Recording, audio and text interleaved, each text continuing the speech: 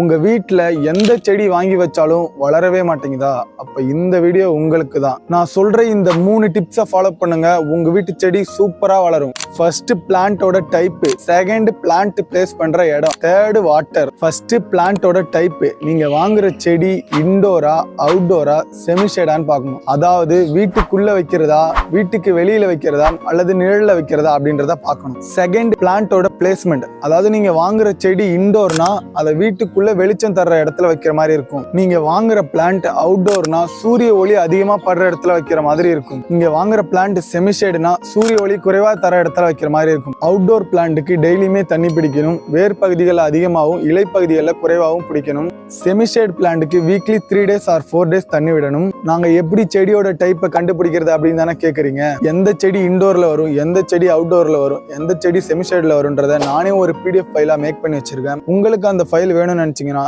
என்னை ஃபாலோ பண்ணிட்டு கமாண்ட்ல பிளான்ட்னு டைப் பண்ணுங்க. நானே உங்க DMக்கு அதை சென்ட் பண்ணி வைக்கிறேன்.